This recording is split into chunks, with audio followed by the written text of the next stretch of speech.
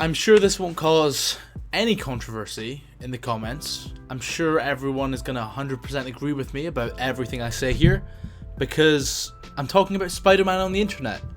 And that is always an easy conversation to have. No one ever disagrees about Spider-Man on the internet, as any Twitter user will know. Hello everybody, welcome back to another video, another ranking video, and today I thought it'd be thematically appropriate to rank the Spider-Man films, because No Way Home recently came out. I mean, I think it was about 2 weeks ago now, because I take my time making videos. In other words, I'm lazy. But I've just been in a very Spider-Man-y mood recently. I've been rereading some comics, I've been rewatching some TV shows, and I of course have been rewatching the films. So today I'm doing what I do best, I'm ranking them. I've ranked the suits, but I've not ranked the film, so that's what we're doing today. Let me jump over to, that is...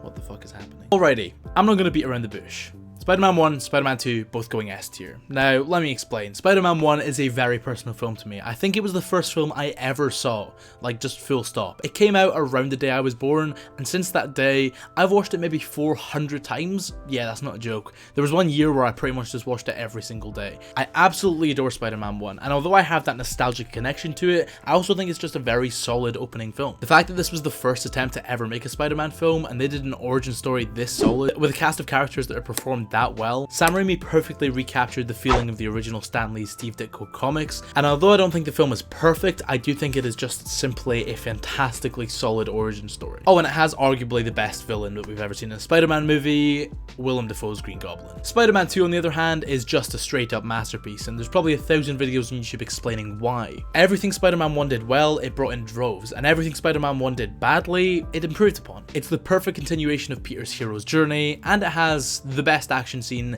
in any superhero film to this day, the train fight scene. Maybe the best action scene in any film ever. That's probably a little bit too far. Moving on though, this is where we get to a slightly more controversial film, Spider-Man 3. The first time that Avi Arad, I mean Sony, started, you know, fingering these films with their grubby little paws. That was a weird way to phrase that. Spider-Man 3 of course ran into a lot of studio interference, which meant Sam Raimi couldn't really embrace his full vision for the film, having to include Venom on top of Sandman and of course Harry Osborn. This leads to some weird structure issues. I mean, each villain is kind of written out the film for 30 minutes. Harry gets amnesia, Sandman gets drowned down a drain, and Venom just hangs about in Peter's apartment for like the first third of the film. It's very strange structure-wise. That being said, I do not think Spider-Man 3 is a bad film. It carries over pretty much everything the first two did, and although it has some extra flaws on top of that, it didn't really take anything away. We still had that frenetic, beautifully choreographed action, we still had that personal storytelling, and it still acts as a very good chapter 3 in the traditional hero's journey of Peter, looking into his ego that had been hinted at in previous films but never truly explored. It also does have emo Peter Parker, which although I do adore personally as a continuation of Sam Raimi's camp, maybe the hair was a little bit too far. Maybe the dance scene was a little bit too far. Maybe it was all a little bit too far. Spider-Man 3 is a flawed film, don't get me wrong, but it is not a bad one. It is simply middle of the road, and that's why I've got to put it straight into C. You know what? On second thought, as much as it pains me to do it, I'm going to move Spider-Man 1 down a tier, because I do think that Spider-Man 2 just sits on a different pedestal. With the Sam Raimi films out the way though, this is where we get to the actually controversial films. Because in 2011, Sony decided to reboot this franchise, which was an interesting decision that had some interesting results. They also decided to hand the reins to this billion-dollar franchise to someone who had only directed one film before, Mark Webb. And the fact that he made The Amazing Spider-Man on his second directorial entry is incredible. Like, yes, The Amazing Spider-Man is a flawed film, do not get me wrong, but in my opinion, its flaws are actually massively overblown. I love pretty much everything in this film, from Peter's relationship with Aunt May and Uncle Ben, Peter's relationship with Flash, Peter's relationship with Gwen, and that's because Mark Webb is so good at making characters that feel real, and that just makes you emotionally invest in Peter's relationships even more. On top of that, I think that Andrew Garfield is far and away the best actor to ever play Spider-Man. I think for me, he captures what Peter Parker and Spider-Man is more so than the other two actors ever did. While Sam Raimi and John Watts' Peter Parkers are more classic, typical nerds, Mark Webb's is more of an in-betweener. Kind of an invisible outsider that no one really understands, but no one really looks twice at anyway. I think his Peter Parker is also the most layered and flawed version of the character we've seen. Maybe The Amazing Spider-Man has a bit of an Assassin's Creed Unity quality in the fact that although it does have clear flaws,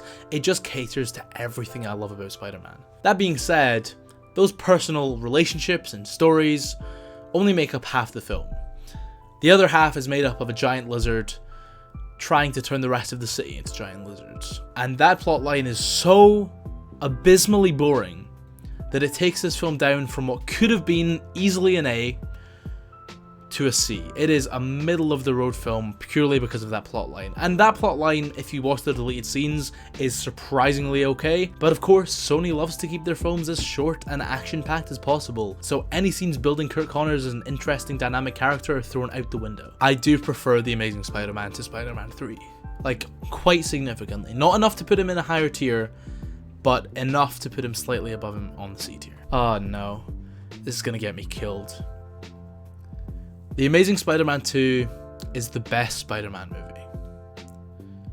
Full stop. It's okay. I can't even keep this up. I'm joking, obviously. That being said, I'm not going to put it in the F tier, which is controversial enough as it is. So yes, it has Blue Jamie Foxx. Yes, it has an absolute mess of a story. Yes, it has dubstep. Yes, it has Peter Parker's father. Like, don't get me wrong. From a storytelling perspective, from a narrative perspective, The Amazing Spider-Man 2 is a fucking mess. But the action in this film, the CGI in this film, the suit, I can't help but enjoy myself every single time I watch this film. And for that reason alone, I can't put it in F. On top of that, there are some actually genuinely good performances and some interesting side plots, but that's by the by. It's mostly because this film captures the action of Spider-Man better than any other film ever has. Like that opening scene is just perfection. Unfortunately though, Andrew Garfield only got 2 entries as Spider-Man, which to this day is a massive shame and it breaks my heart. But alas, after the failure of The Amazing Spider-Man 2, Sony finally allowed Peter Parker to be in the MCU. And his first solo entry into the universe is of course Spider-Man Homecoming, a film which initially pretty much everyone universally loved, but a film that over time certain Spider-Man fans, my top films, have kind of tarnished its reputation a little bit. Now personally, I think that Spider-Man Homecoming is a fun, interesting film that captures a young Peter Parker quite well. Although I do despise the fact that the suit is entirely painted over in CG, and although I'm not a massive fan of Iron Man constantly being present throughout, I by no means think that Homecoming is a bad Spider-Man film. Although it's not my favourite version of Peter Parker, I do think Tom Holland captures that boyish, excited version very well. And on top of that, Michael Keaton's Adrian Toomes is one of, if not the best villains in the entire MCU, which is why the entire third act of this film is so gripping. Honestly, Homecoming is just very solid, and I don't really have much else to say about it than that. A tier. And of course, Into the Spider-Verse S tier. I mean, what do I even say about it?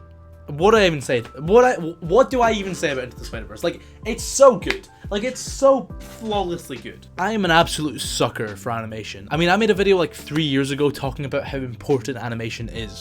And Into the Spider-Verse utilizes animation genuinely unbelievably well. That medium allows for so much creativity, and the fact that the same studio that made the fucking Emoji Movie made Into the Spider-Verse is still ridiculous to me. Sony gave the creators of this film an opportunity to do whatever they wanted, and they absolutely hit it out the park. Not only is it a heartwarming origin story that introduced the masses to Miles Morales, but it also acts as a reminder to studios everywhere that 2D animation is still a viable option. And if studios invest in 2D animation, it can create some incredible things. After Pixar came on the scene in the 90s, the entire film industry kind of just took 2D animation and threw it in a cupboard under the stairs. It was neglected for years in favor of ultra-realistic CGI, and that to me was a travesty, which was kind of highlighted by the Lion King remake in 2019. But the fact that this film exists and what it does to push forward animation it's so important. It's so important. On its own, it's a near masterpiece of a film, but the reason it holds such a special place in my heart is because of the effect that it had and will have on the film industry moving forward.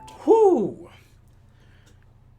I've recorded this video like 3 times now, and every time I do, I try and explain I try and explain. I can't put it into words. It's so bad. It's so bad. Like it Spider-Man Far From Home almost killed my love for Spider-Man.